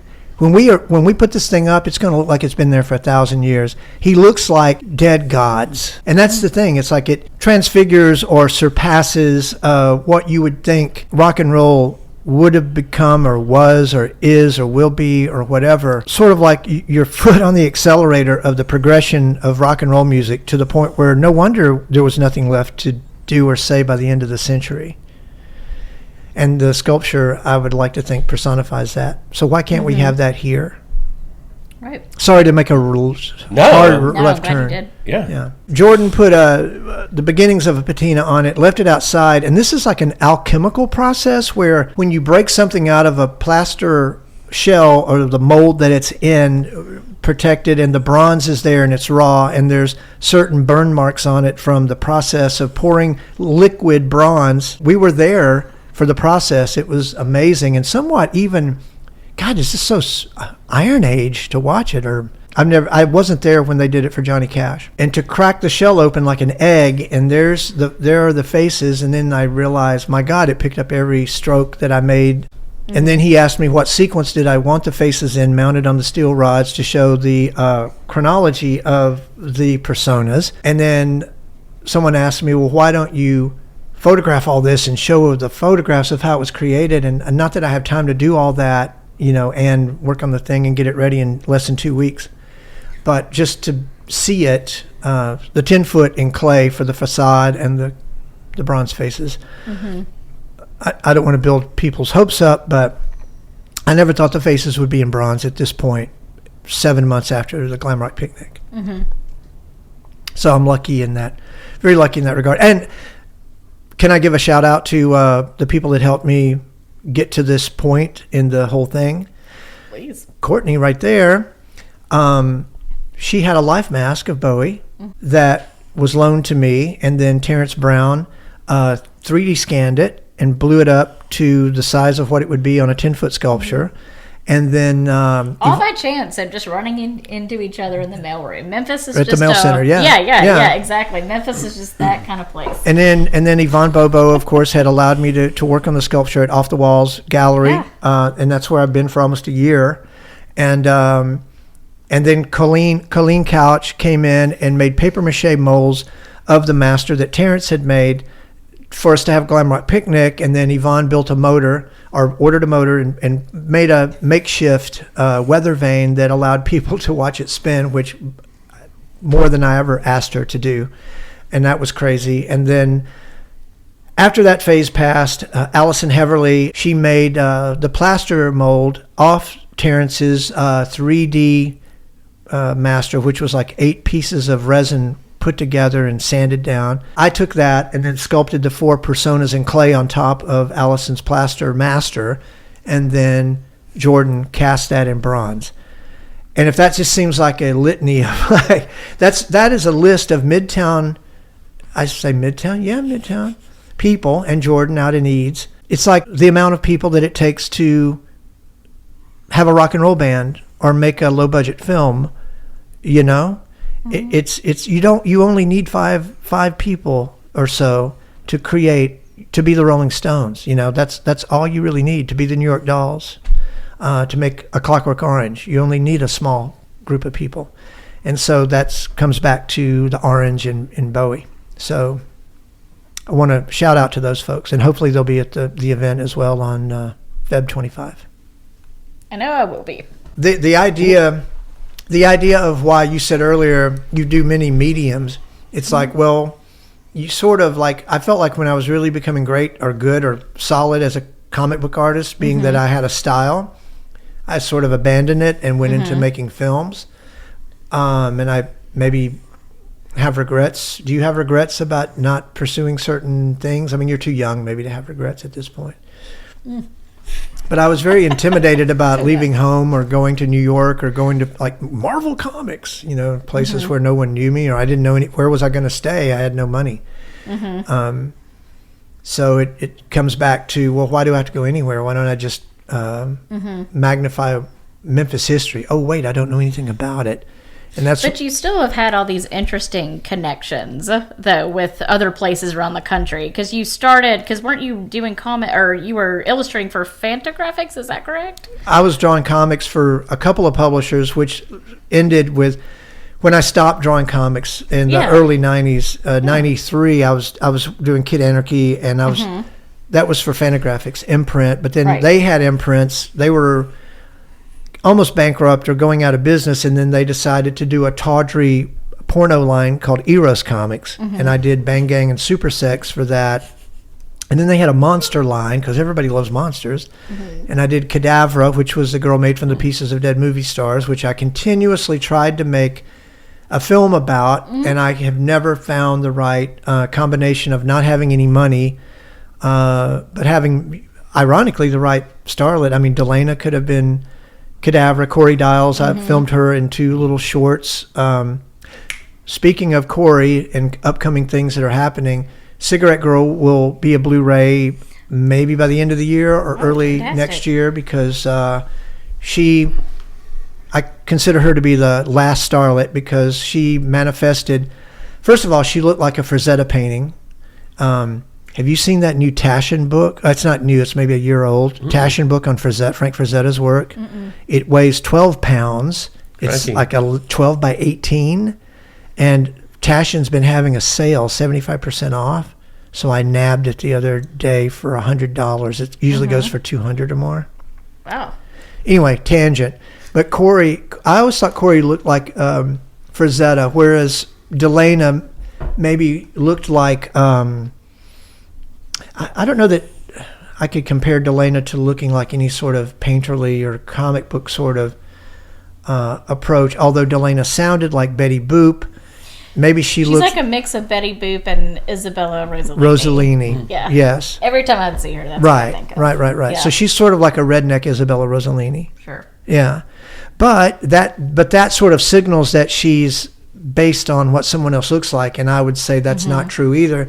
Because, when Justin was there, like you said, as crew, talk about a scaled down crew for Teenage Tupelo. It was me, you, David Thompson, no relation, taking pictures, which I didn't even know Dave could take pictures like Michelangelo. I mean, they're freaking amazing. Yeah. They comprise some of the greater photos in the book. And Darren Ipama, who was filming it on Super 8 with a Beaulieu 5008 camera, which, of course, you couldn't see until you waited weeks for the film to come back. And Brad Jenkins was there. And so, but the way Delana was photographed on Super 8 film was very much like World War... I thought she fell into more like the World War II, Betty Grable, Veronica Lake, more like pre-50s, pre-Betty Page sort of look, especially her calves and her thigh muscles fell to sort of an airbrush quality that was always, to me, quite stunning and hypnotic. Right. And her cheekbones and all that too. But then leaping ahead to Corey just has this like exotic sort of the cat eyes and lips so big that she can't close her mouth, and that sort of thing that is embodied in the best female Frazetta paintings that you would look at. And that said, she participated in a movie that we did, Cigarette Girl. She participated in the Cadavra thing, which was based on a comic that I did, and she played in a band with me called Fingers Like Saturn. Right. And so comic books, rock and roll, and movies to me are the golden trinity of American pop culture, which Elvis is the king of. And so I felt like, okay, at that point, we had so little money to do anything. So it came down to, do you really want to do this? You're not getting paid really that much, if anything. Scheduling, airplane tickets, but we did it. We managed to do it. And so Cigarette Girl is that, for whatever Cigarette Girl is. It's more of a noir thing that's carried by narration. Right. Yeah. Have you seen it lately? Fairly recently. Yeah. Yeah, actually. Wheat, who filmed Cigarette Girl, is bumping up the resolution because you can just do these things now. So I don't know that it was shot in standard back in the day, but he's bumped it up. And Rick O'Brien in Connecticut, who used to live in Memphis, he and Pam, Rick is authoring the Blu-ray with Wheat's help, and Wheat's bumping up the resolution of the movie, and we're filling it with photo galleries that touch on so many other things that Corey was involved in, like roller derby and stuff like that. So I'm excited for that because that's the kind of thing that we can probably afford to put out, or I can find the money to put out. And you're saying that would probably be the end of the year? The end of the year, well, maybe. I don't know. I tend to reverse engineer everything. Go ahead and author it. Get it all ready. If I get hit by a bus, at least it's there. It's copyrighted, and my kids can deal with it. And they own it. Also, Mike, how can people get this book? It kind of has the structure of like a Taschen book. It's beautiful. It's huge. Through Fantagraphics, Fantagraphics Underground imprint. So I haven't drawn a comic book for Fantagraphics in 30 years, and then to be back on Fantagraphics again with a film-themed book, which 30 years ago, the editor at the time refused to review in Fantagraphics Comics Journal because they said they didn't review movies, they reviewed comics. Sort of a slap my hand for leaving the business, maybe, saying, Mike, we're not going to review your movie, but now they put out a 6-pound 12 by 12 book, which I thought was sweet, very sweet of them. And I've told the story before, but Gary Groth, the publisher, visited him in Seattle in 2016 or whatever it was with Scott Blinn, because we were pitching a work that Scott had written and I had drawn. And it allowed me to reacquaint myself with Gary and visit Fantagraphics' very humble office space in Seattle. And I had brought the Kid Anarchy screenplay to Gary on a thumb drive. And I said, look, when you get time, I know you're busy. I've started drawing this. I mean, this shows you how slow I am. I'm still not finished. I've started drawing this. If you would read this and give it your approval and maybe agree to publish it, it'll speed me up on... He's like, Mike, I don't have any time to read it. Just draw it and I'll publish it. And I thought, why did I ever stop drawing comic books? Because that's the kind of response I want from a movie investor, producer, or someone who does a rock and roll PR, or somebody who can pay for sculptures. Just sculpt the thing and we'll pay for it. Right. Which gets me back to people who can actually snap their fingers and make that happen. So we'll see how it goes. Is this it? No. Are you going to also have some of this merch at the event on the 25th or 6th? I'm sorry. The 25th. The 26th is when Bowie visited the school, but the 25th is the Aladdin Sane performance. Okay, yeah. Yes, if Connect Music will allow me, I will have a little maybe spot set up with... You mean, Are you gonna have the books there, or where can we get the books locally anywhere? I had this crazy idea that I would give the books out to people who are actually in them, but many people have not expressed any interest. Much appreciated. Thanks, Justin. He actually read the entire book, even the dirty parts. Well, and he wrote an essay in it, to be fair. I scanned some of those photos when we were working on the Sore Losers project. Do I get a book? Can you get a book? What are you, out of your mind? Come on now. Well, I am anybody out there that's listening that wants a book. I did this. I deserve a book. Give me your mailing address. I'm just kidding. Is there anywhere locally where people can get them? Okay, perfect. Burke's Books actually sells them. Ooh, all right. And whenever I run into them, I'm like, hey, you still like? Yes, we're selling the book. Perfect. Go to Burke's. Apparently, there is still an interest in naked women and essays. Awesome. Yeah. Because back in the day, you had to have essays with your naked pictures. Otherwise, it was illegal, pretty much like you have to serve food when you have liquor. I think the comparison is apt. Just to tell you this going out, the Super Starlit AD Blu-ray, I don't know how that's going to happen yet, because it's got to be put together. And with Sore Losers and with Teenage Tupelo, anyone who is in the movie who took their clothes off gets money for that. And the musicians get money. Again, it's not a lot, but it's something. It's a token saying thank you for doing this. Oh, and by the way, it's a quarter of a century old and people are still interested in it. Point of interest being Europe. Chapuda Records in Portugal is re-releasing all my soundtracks on vinyl. They worked with Goner to put out the Sore Losers, but the Sore Losers soundtrack on Goner, the cover is different than the Shaputa record because a guy named Rui Ricardo does all the paintings of all my starlets on the covers of all the Shaputa reissues, as Dennis will attest. And all the gatefolds have cat fights in them that are featured in the movies. So Teenage Tupelo, Sore Losers, all have gatefold cat fights. And then, of course, Super Starlet AD, the LP just came out. Working on the Blu-ray, but the LP came out. And the amazing story about that is, at one point, I had every single song that would have been on the soundtrack from 25, almost 30 years ago on a single CD. And then I realized that the CD had a scratch on it. And then I thought, oh my God. And this is when Shaputa wanted it for Jesse Mansfield to remaster, for them to put it out. Rick O'Brien had already copied the CD on his RAID drive in Connecticut. So we had a copy with no scratches on it. And so Rick was able to give that to Jesse. Jesse mastered it. So from a single source, that survives to be a 300 whatever print run on Shaputa on vinyl, which is out now. And Shine On Sweet Starlet, which was the punk rock stag loop that we filmed in 97 when we were on the road showing the Sore Losers, that vinyl will be out. And in much the same way of Gary Gross' open spirit and open-mindedness to say, go ahead and do anything, I'll just release it. I said, hey, Escar, by the way, I've got this other LP that Long Gone put out in 98 called Shine On Sweet Starlet. He's like, well, send it to me. We'll reissue that too. And I'm like, well, don't you want to hear it? No, just send it to me. And I'm like, well, do you want to watch the movie? He's like, well, sure, but it doesn't matter. Just send it to me. So that's when I started getting excited about there are people out there that believe in whatever it was that we did 25, 30 years ago. And it gave me hope to think that every 25 years my stuff will be reissued. I mean, knock on wood. Right. And that my kids will be able to, unfortunately, have to deal with all this stuff. Because eventually culture will catch up with underground Memphis. Right.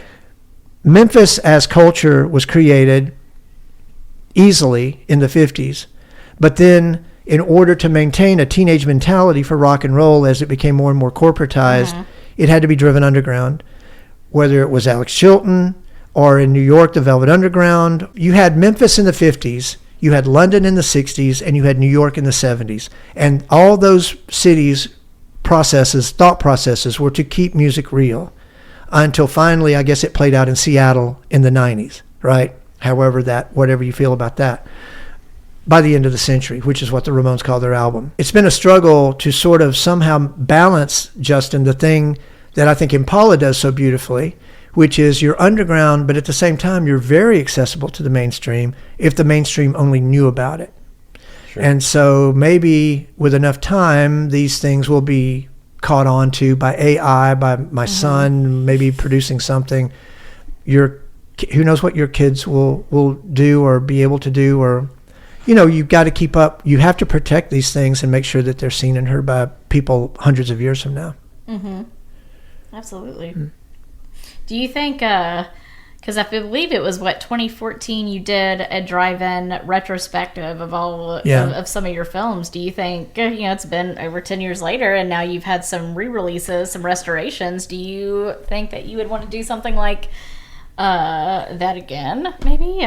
No. No. Well, that's the end of that. No, because first of all, the drive-in. I mean, just anywhere. I know. It could be Studio on the Square. I mean, I'm really great friends with Malco folks. They are wonderful. But so far, they've closed the drive-in for renovations, and I'm waiting to see what happens with that, as far as Time Warp Drive-In goes for 2025 season, whatever it is, season 12. I'm not even keeping up anymore. It's a successful thing. Yeah, absolutely. And we're the only city in America that might have 4 screens for a drive-in, let alone a drive-in period. Anyway, again, it's got to be supported. If it's not supported, it won't exist, and people shouldn't take it for granted. But as far as showing my work, same difference. I need money. I have to pay my bills. If I have a screening, it has to be supported. And if people want to sit at home and watch a Blu-ray or maybe tap into some bootleg or something, that's not really helping me. The theater experience is what's great. When you see a live birth of a baby on screen in Teenage Tupelo, there's nothing that beats that like a theater audience can provide. 30 foot across, kid coming out of a woman. It's pretty impressive. That would be me. You don't really see a film until you've seen it on the big screen. Griffin, Very true. Griffin Roan, he's like, hey, I just showed Teenage Tupelo to my friends because he's back in Kentucky now and he produces movie soundtracks and so forth. And he's like, by the way, that kid that's born on screen in Teenage Tupelo, who is that person and where are they now? And I said, well, Griffin, and I was texting him, considering that kid is symbolically me, I'm in a parking lot in Collierville at Home Depot. Which wasn't probably the answer that he wanted. But no, I wouldn't mind showing my stuff, but that would have really been last year, which at least I got to go to Indianapolis for Dead Formats and have a special screening. And Noel and a connection in Seattle produced a special VHS of Damselvis, Daughter of Helvis, which was very interesting because Damselvis started out as a VHS. It never had a DVD, let alone a Blu-ray, until Saturn's Corp put it out. But they produced 25 copies of a new VHS of Damselvis, Daughter of Helvis. Talk about extremely rare and totally dead format. And some of the covers were in black and white, and some were in color to mimic the Something Weird video color covers that I had done back in the day. And so those are very cool possessions to have, and I put those in the Gorilla Monster Museum. It's getting late. Girl, you talked me out. You listen. I'm out of jizz. All right, Captain Wiz. You talked me dry. Oh my God! Well, thank you, Mr. Bat Pussy. What are you like, liquor dick or something? Is that what it's come out to being? That's the problem in Bat Pussy. That's why the plot can't advance. I can only shoot my load so many times. Right. Well, I wish we'd gotten a couple of golden moments of you in the kitchen. Because that's where the real conversations happen, when people are like, Dennis is opening the bottles and it's happening in the kitchen. And I'm like, okay, get over here by the microphone. Come on, chop. So anyway, thank you for being here and being the surrogate host. Thank you for having us. And, absolutely. And I appreciate y'all and I love y'all. And you guys are real and you're making things happen. And you'll continue to do that no matter what your job title is. And what happens, good or bad, in that where your toe is in that other world, you're always going to be able to do important, profound things for Memphis Underground especially. And then one day someone will go, thank God those people were doing that, because who would have done that if it hadn't been for you? Same to you.